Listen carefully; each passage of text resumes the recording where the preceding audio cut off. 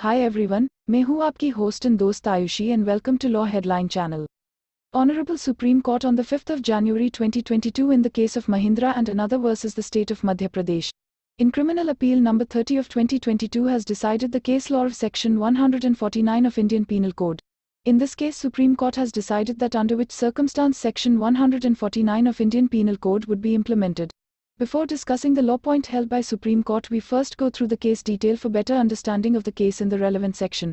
So let's begin. In the first information report, it was stated by the complainant that on the 27th of November 2004 at about 10 am, he and his sons had gone to a village in order to lift the engine of a tractor, and when they were coming back after lifting the engine, in their tractor trolley, on the way 15 to 20 persons who were armed with lathi and axe came there with the common object of eliminating them and started beating his son, Bachna, with lathi and axe by abusing him with filthy language.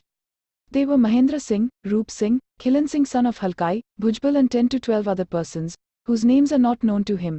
The trial court charge-sheeted 20 persons under sections 148, 294, 341, 149, 325, 323, 324 and 427 of IPC, which was denied by the accused persons. Before we go through the judgment, first we read the relevant section of IPC for better understanding of the judgment.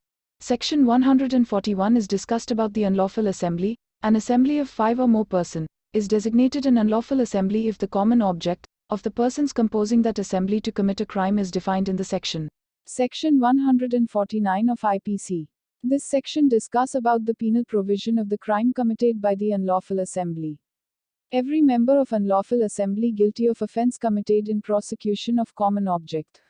If an offense is committed by any member of an unlawful assembly in prosecution of the common object of that assembly, or such as the member of that assembly knew to be likely to be committed in prosecution of that object, every person, who at the time of the committing of that offense, is a member of the same assembly, is guilty of that offense. In this case, Honorable Supreme Court held that the persons are specifically named by the complainant, and against them, after the investigation, charge sheet was filed and all the 20 accused persons faced trial.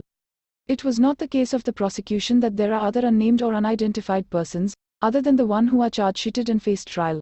When the other co-accused persons faced trial and have been given benefit of doubt, and have been acquitted, it would not be permissible to take the view that there must have been some other persons along with the appellant in causing injuries to the victim. In the facts and circumstances, it was as such not permissible to invoke Section 149 IPC. The appellants may be held responsible for the offense, if any, which could be shown to have been committed by them with regard to the participation of others, but that was not the case of the prosecution. I hope so you like the video. If you like the video, then please subscribe the channel and share the video. Thank you for watching the video. Have a nice day.